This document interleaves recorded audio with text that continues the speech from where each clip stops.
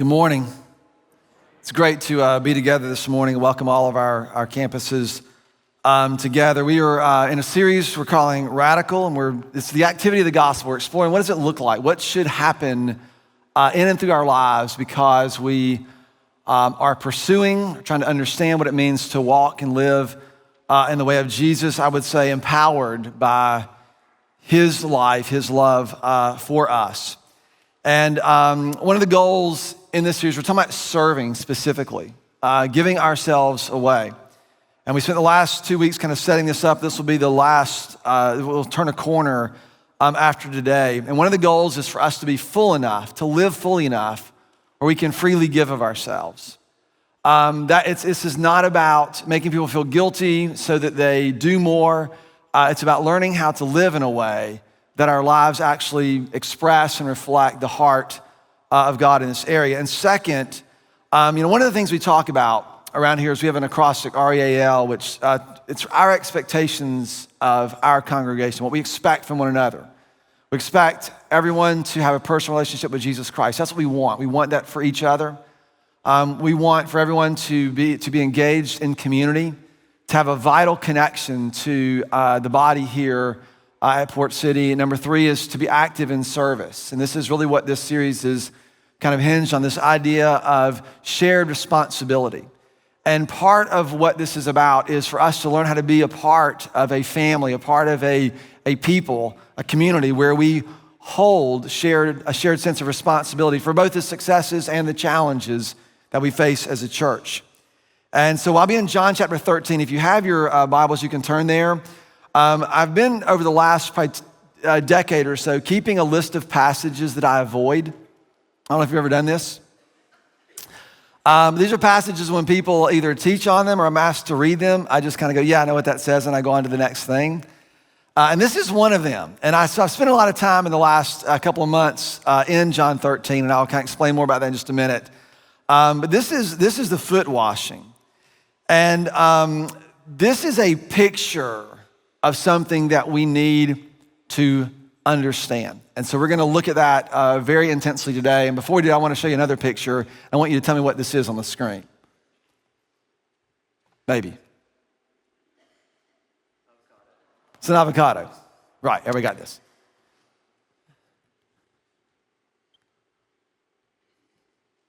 That's what it is. This is that, correct? Right, everybody's cool with that. Now, actually, if you want to get technical, neither of those is an avocado, right? That's a picture of an avocado. This is the word avocado. This is an avocado. Now, my son-in-law, Carson, who y'all here met earlier, Carson learned that the avocado is a superfood. So he ate like 15 of them. Got really sick, and now he hates them, won't eat them at all. But for the rest of us who understand that superfoods, and especially if you love avocados, you know what I'm talking about, right? You know what, when you cut it open and you do the little thing, and anybody love avocados? Some of you know what I'm talking about. And the thing is, you know this, and you know whether it's a picture or the word, that there was a lot more that happened when you see the picture of the avocado, or you see the word avocado, or I'm holding one up here. Now you won't be able to pay attention to what I'm doing the rest of the time because all you're going to think about is that green and what's it going to look like when I pop this open. This one's almost perfect. I can feel it. And so my point is that there's a way for us to know things that aren't just logical. It's not just, I recognize that because I saw a picture of it, or I know how to spell it, and I understand that this isn't an A, but it's an O, and I know how to spell it. You actually know what it is to love an avocado. And what happens is there's a language, there's something that has to happen in a way that allows us to understand it at a level that allows us to share this experience or to know what it is that I'm talking about. And for those of you who don't love avocados, you just need to keep eating them, right? That's the only thing I can tell you. Because something gets revealed in this experience and what we come to know. The gospel, or John would write later on in his gospel, he says that we come to know that we have this life in him if we are willing to trust and do what it is that Jesus has said for us to do. That we know, we come to know, we know that we are in him if we live as he lived. That's how John would sum this up later on in his letter.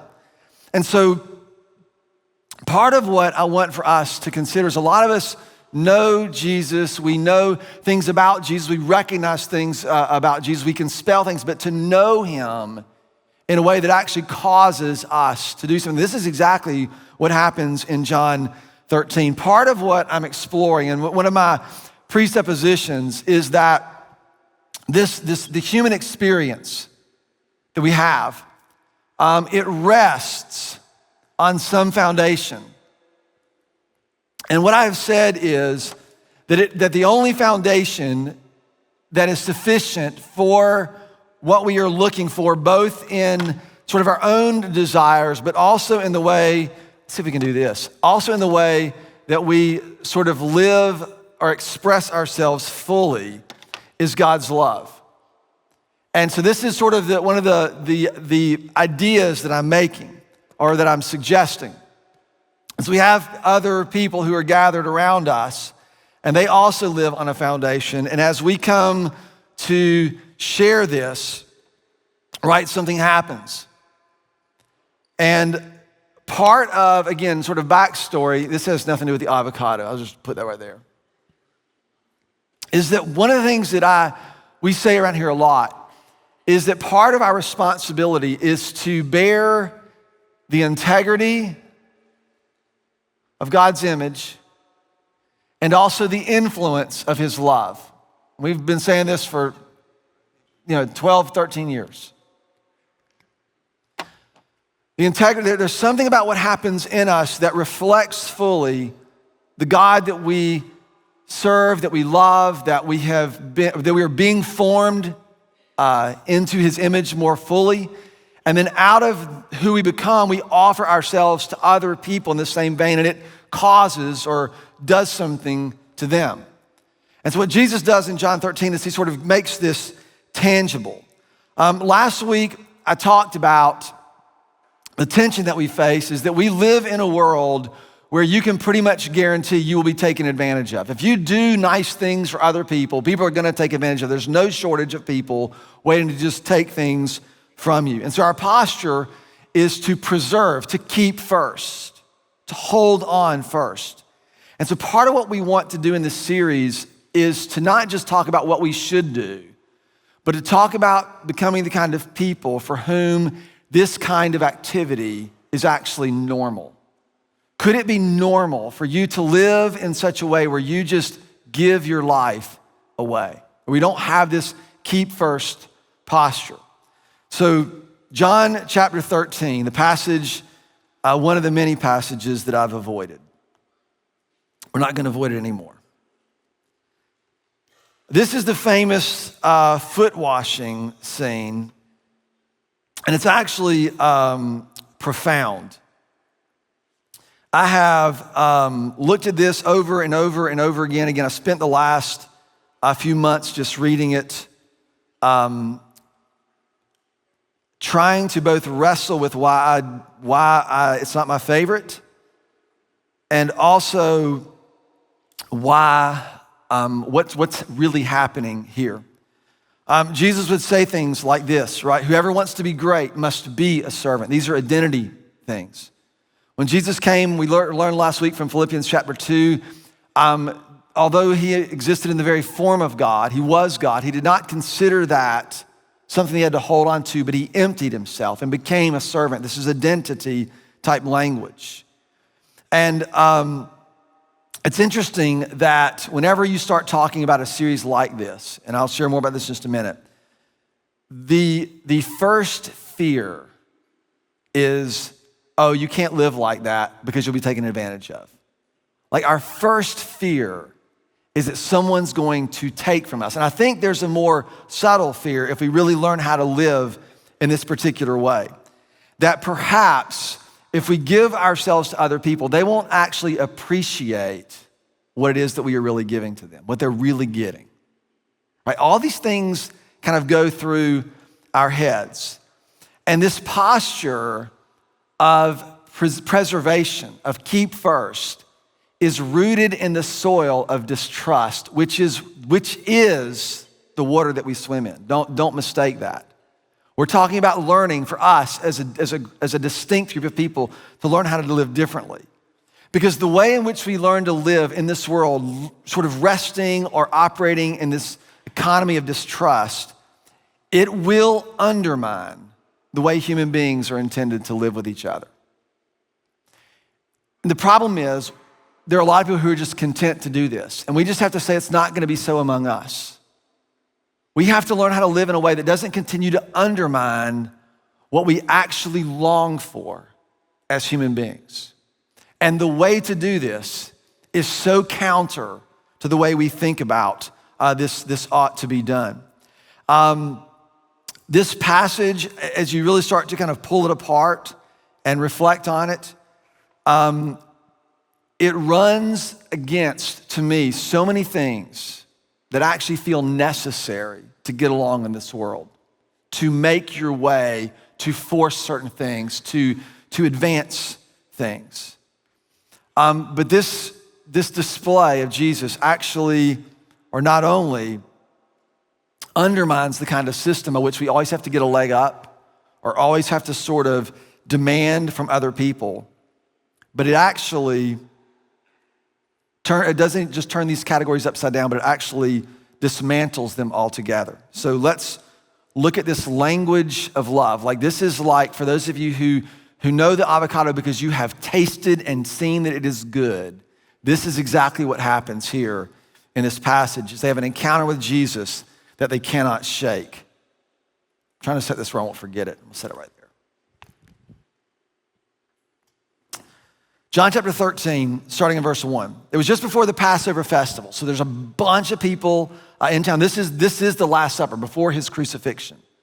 So he's there, tons of people. He has his disciples. It's just before the Passover festival. Jesus knew that the hour had come for him to leave this world and to go to the Father. He is talking about what is ahead. He knows the cross is coming.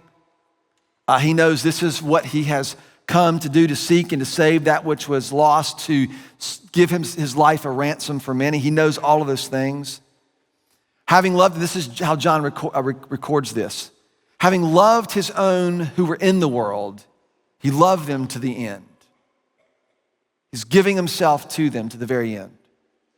The evening meal was in progress. They already have the arrangements made. The devil had already prompted Judas, the son of Simon Iscariot, to betray Jesus. In verse 3, Jesus knew that the Father had put all things under his power and that he had come from God and he was returning to God. Jesus knew that he was the King of Kings. All authority has been given to him. He has the power and the say to do whatever he wants to do, however he wants to do it. Like you can't read past this. This is continuing to model for us what happens when human beings possess opportunity and power and influence. He knew it, he recognized it. John makes a point to say Jesus knew that now he had all the authority to do whatever he wanted to do. And look what he did, verse 4. And so he got up. He got up from the meal and he took off his outer clothing and he wrapped a towel around his waist. And after that, he poured water into a basin. He began to wash the disciples' feet, drying them with the towel that had wrapped him. Now, we read this, right? We've all seen the picture, the painting. So it looks kind of nice and clean and, Roman and all the things. But in the first century, you went into anybody's house where there was hospitality offered, and the first thing that would happen was that they would wash your feet because you were walking along the dirt road. They would wash your feet. It was a ceremony. It was an act of hospitality, but it was also necessary because your feet were nasty and dirty. And there was almost always in these places a basin and a bowl and a towel near the door. And there was a pecking order, right? The servants, the lower people in the household would be the ones to do this kind of work. It was never the ones who were hosting, never the ones who were invited. It was never those folks who were doing this. There was always the servants who were doing this work. And what's interesting is every one of these disciples walked into this room where they're about to have the Passover service and the Passover meal, and they stepped over the bowl. People joke they were trying to get their seat at the table, so when he painted it, they would be next to Jesus. They're all jockeying for their position, which isn't unheard of. The disciples did this often. If they step over the bowl and they all get to the table, so Jesus gets to the table and he recognizes that he has all the power and the authority to rule. And he gets it from the table and he goes and he grabs the bowl that they all walked over and he goes back and begins to wash their feet. This is what happens, verse 6. He came to Simon Peter, who says to him, Lord, are you gonna wash my feet? And I love what Jesus says. Jesus says to him very clearly, you do not realize what I am doing, but later on you will understand. Like, I just underline that in my Bible because this is what he's saying. I'm doing something now, I'm inviting you into something now that you do not understand, and the only way you're going to allow me to do this or to participate with me in this is to trust me, because you will understand it later. Now, we're adults and we're smarter than this, right? We've forgotten what it's like to have to trust in places that we don't understand because we figure things out. What Jesus is saying to us, there are things that I'm gonna ask you to do. There are things I'm gonna invite you into. There are ways of life that are gonna run counter to everything that you think. And you're not gonna understand them now, but you will later.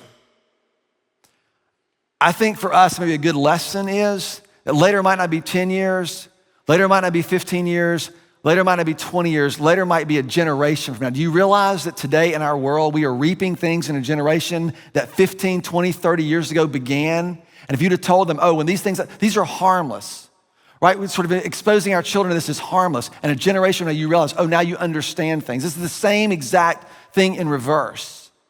And he's asking us to live in a particular way, knowing that we cannot understand it right now from where we are, but if we trust him later on, we'll see this in the most beautiful ways. Jesus is asking them to trust him he's doing this very tangible act, but in there there's something else going on. In fact, you're gonna see this in just a few minutes. This is faith. Basically, Jesus and Peter have this exchange. Peter's like, you're not gonna wash my feet. And then Jesus says, well, if you're not gonna wash your feet, you don't have anything to do.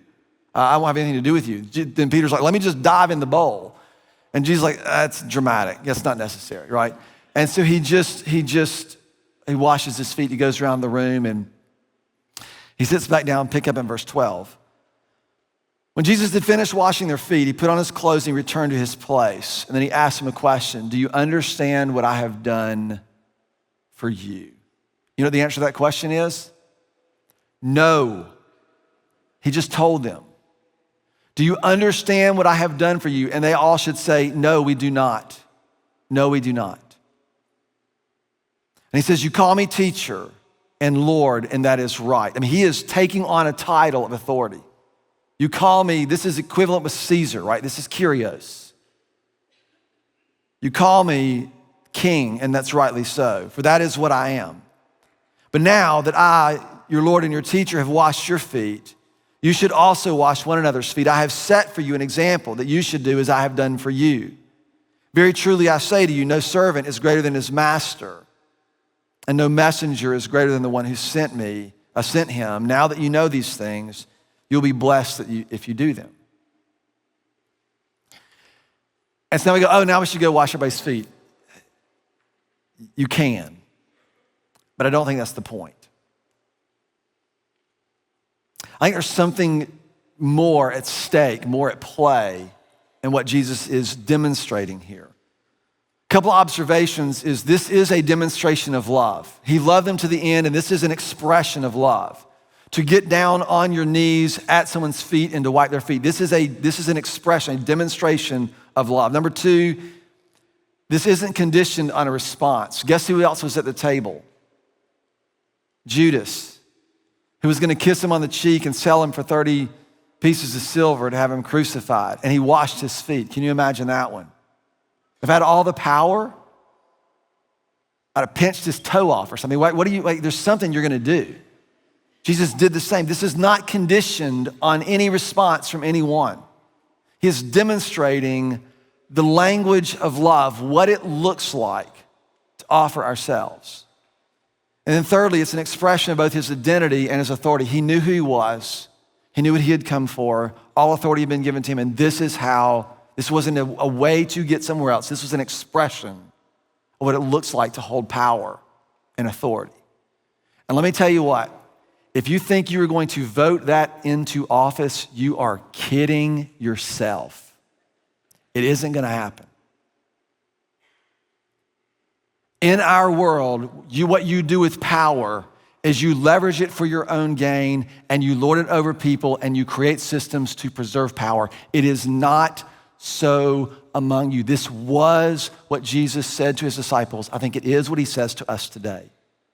We're going to have to learn to live in a different way of doing life. And he modeled this by washing his disciples' feet. And what you began to see, what he instructed here is so profound and so challenging, and I think could be so unbelievably powerful in the world in which we live. But it is clear from his actions at Passover, the dinner, and his obedience all the way to the cross, that the expression of God's love is always oriented towards others, and it requires something from us. There's no way around this. As much as I want this to be feel good and nice, to learn how to live this way in the world is going to cost us, you and me. God's love is expressed in the world. It is others-oriented and it is self-sacrificing. Last week I mentioned this quote. You can take a picture of it today. This is from Esther Lightcap Meek. And the quote is this, that love is the gift of the self. Love is the gift of the self. Rick Schaefer brought this up in a meeting, and the first thing we all did is try to qualify it. Well, that means it's got to be not seeking anything in return. And last week I mentioned this in the message, and the number of people who stopped me and said, well, love is a gift of self, but you can't want anything in return. And what I just want to remind you of, if you give someone something with the expectation of getting something in return, it actually ain't a gift.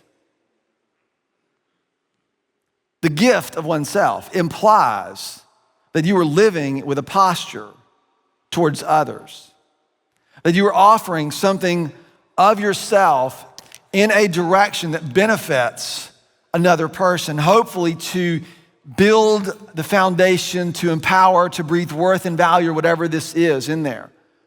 But I begin to think about this because there's really something that needs to happen in our lives, in the culture that we create. And listen, we create a culture. There's enough people here that we create a sort of a small culture within a larger city, a larger region. So we create a culture, and there's something that needs to happen in us. And I began to think about this, that this idea of serving, of offering ourselves to others is both expressive, it reflects God's image, and it's also relational. It's for another person. So when I began to think about this, I just wrote it down. I said, I'll write this down in my journal. That's how I wrote it out. I said, we as followers of Jesus, we're responsible for the integrity of his image, right? That's the first piece. And out of that, then our service becomes expressive, right? If we offer ourselves to wash the feet, you can go ahead and put that up there. The integrity of our image, it serves, our service becomes expressive. When Jesus was washing their feet, he was actually demonstrating what it looks like to hold power and to serve others. And when you add the next layer to it, that we bear the influence of his love, what does his love do for another person, right? Serving becomes relational. It does something to another person. And what Peter experienced when he's standing there and Jesus is about to wash his feet, he's like, you can't do this. You can't do this for me. I should be washing your feet.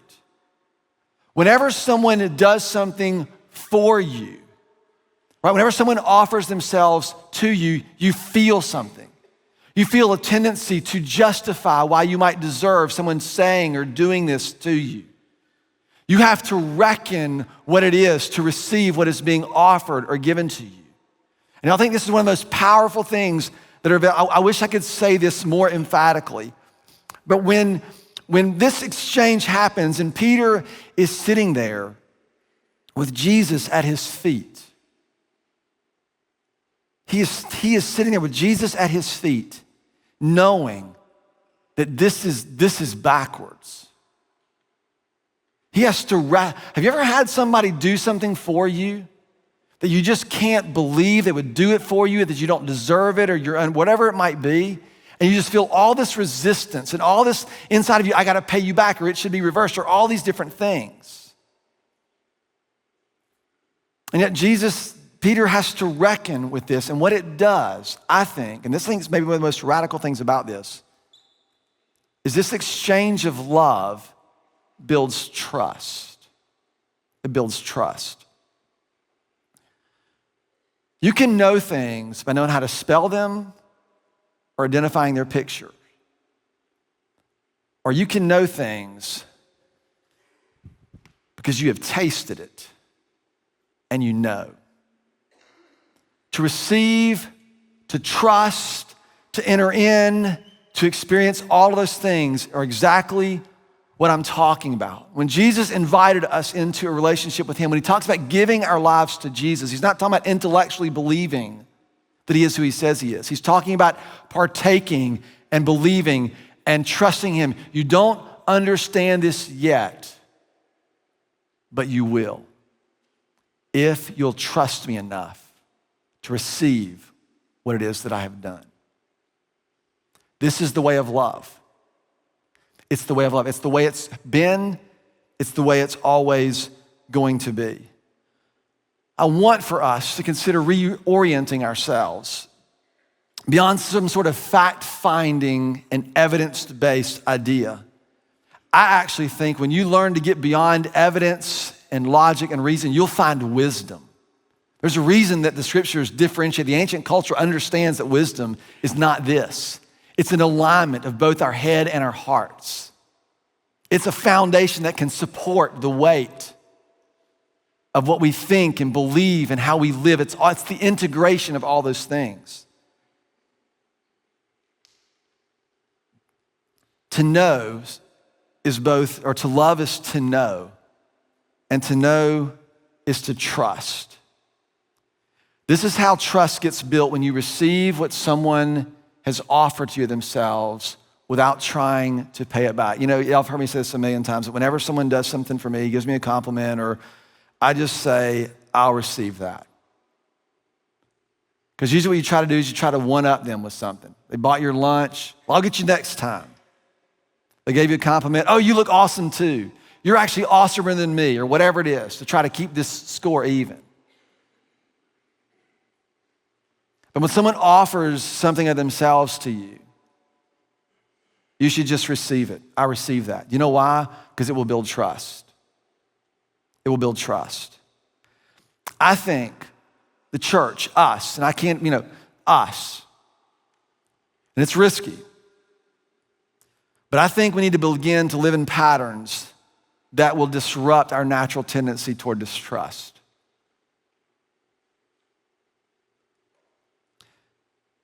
Because at some point you have to consider what is being offered. If someone does something for you,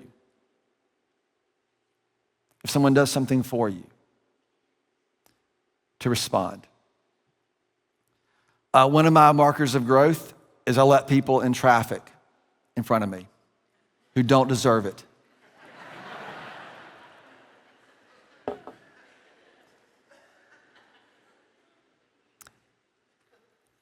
It's dumb, but it reminds me you probably have somewhere important to be. If I can consider you more important than myself in this little act without thinking you're a jerk, and they might be. But at some point, maybe they go, oh, that was very kind of that person. Or they can think I'm gonna tell whatever they, but I can't control that. But I can say this is what I wanna do. And you know what happens when people let me in? I roll my window down. Dude, thank you. We should get coffee or hang out, right? You just, because the way I'm thinking about this is the way I begin to project it on other people. And you begin to undo the posture of you're a jerk, or the posture of distrust, or the posture of trying to get ahead. I'm not even suggesting that that is the motive, but I'm just suggesting that's the way I begin to see the world. If I begin to see the world a little bit differently, then perhaps I begin to treat people a little bit differently. I mean, Jesus washed Judas's feet. 1 out of 12, not too bad. When someone comes in and they welcome you here, or you go to volunteer and they say, we really care about your walk and your health and your way in the world and your purpose. Right? We're accustomed in the world to go, what do you really want? Like, we're just saying that's what we really want from him. When you do it, you begin to build trust. And you begin to know. And you begin to understand. And this is what I want for us to leave with, because we can talk a lot about things, but there's no substitute for experiencing them. I thought about this. Jesus could have told them, the greatest among you is the one who serves. A command to serve is understandable. To have your feet washed is unforgettable. For you and I to do something for another person, right, forces them to reckon with why you are doing this for them. If they say, oh my gosh, they just did it because somehow they believe that I'm worthy, or somehow they believe that I have value, or somehow they believe whatever it might be, they have to reckon with that. And what it does, it begins to shape. It's the influence of God's love that begins to foster these relational connections, the fullness of human experience that we all long for. When Jesus could have done anything, he washed their feet. He did the most menial thing to demonstrate his love for them. So what I hope is that when we start to live this way, right, in this community, we won't constantly be questioning one another's motives. We'll just begin to trust one another. We'll begin to disrupt the culture of distrust that exists in our world, at least in our little pocket, that we can take responsibility for. So there's two final thoughts I want to give you that set up next week. Number one is this. You will actually get to know other people when you make yourself more available to them. You'll be more willing to offer of yourself, more willing to love. Yes, you'll be taken advantage of.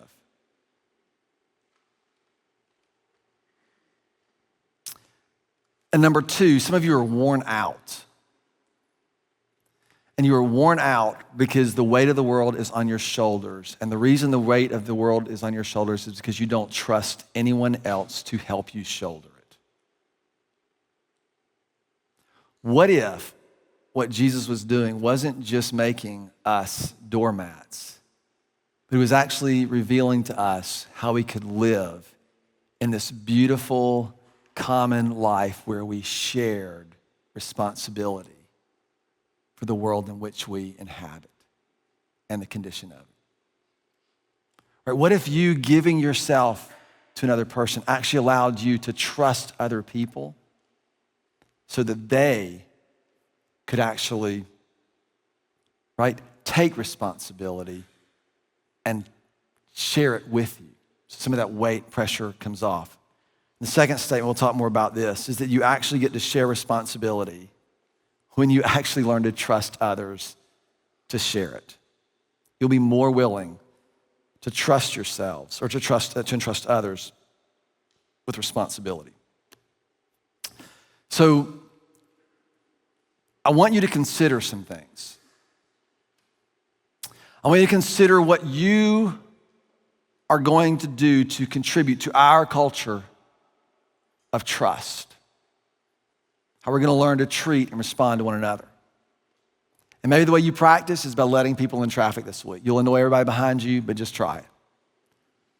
Or maybe you're going to serve, maybe you're going to volunteer, all the things we've talked about the last few weeks. We have to learn how to position ourselves, to offer ourselves in order to experience this kind of life that we all long for. And I believe that Jesus empowers us to share. Father, would you help us to become that kind of people There's so many menial tasks that we walk by every day in our jobs, in our homes.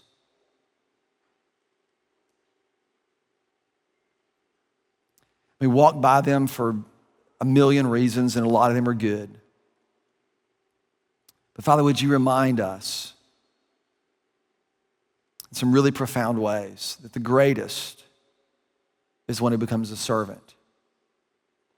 That the way for us to actually know and trust is to first, to love, to offer the gift of self. Father, would you bring to mind people that we need to do this with? Would you bring to mind ways in which we could participate better in some of the places that we are? Simply to bear the integrity of your image and to bring the influence of your love. So I ask that you would use us, call us, give us courage, and teach us this language of love. And I lift all these things to the name of your Son, Jesus Christ, who is our King. Amen.